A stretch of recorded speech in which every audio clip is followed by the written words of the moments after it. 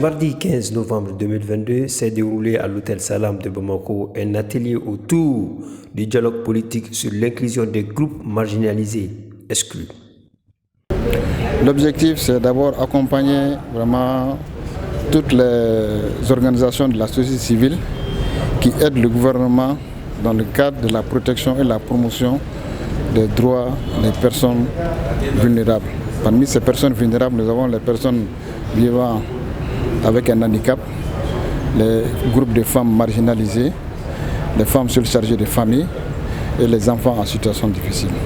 À cet effet, M. Maïga a tenu à lancer un appel solennel aux participants afin qu'ils puissent donner le meilleur d'eux-mêmes. Le message que j'ai lancé, c'est vraiment appeler tous les participants à donner le meilleur d'eux-mêmes pour que ce dialogue politique soit issu de conclusions pertinentes qui puissent aider non seulement les promoteurs à aller de l'avant, mais aussi à permettre à l'État aussi de les aider à aller dans le cadre de la promotion et de la protection des personnes vulnérables. Quant à la présidente de Madame la ministre du Travail, de la fonction publique et du dialogue social, Madame Mariam Inakouita, panéliste, elle a exhorté les participants à ne ménager aucun effort pour le recrutement des personnes en situation difficile, particulièrement celles vivant avec handicap au sein de l'administration. Donc, WANEP a suivi tout du début à la fin.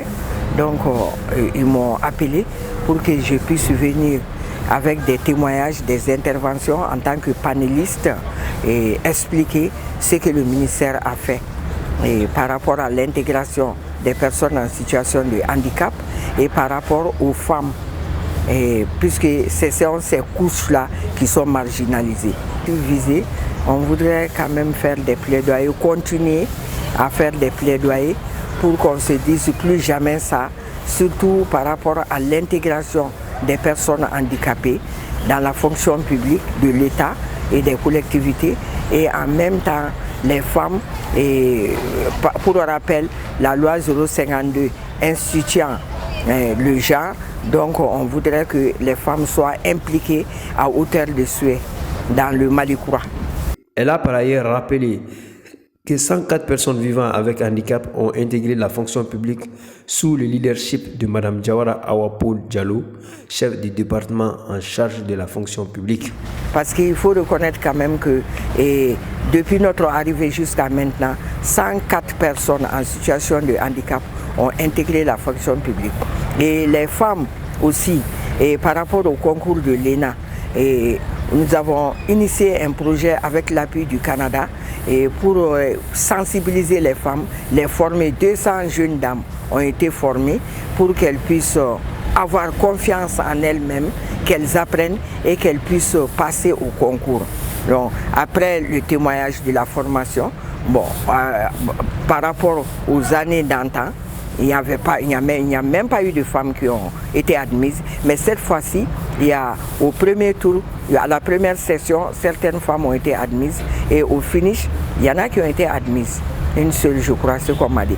Donc, c'est pour dire quand même qu'il y a eu quelque chose de favorable. Maintenant, ce sont ces jeunes dames-là qui ont profité de la formation, qui ont dit que ne serait-ce que cette formation de 40 jours, ça veut dire déjà qu'elles ont déjà la main dans la pâte parce qu'elles ont beaucoup appris. Le projet s'appelait Femmes futures fonctionnaires.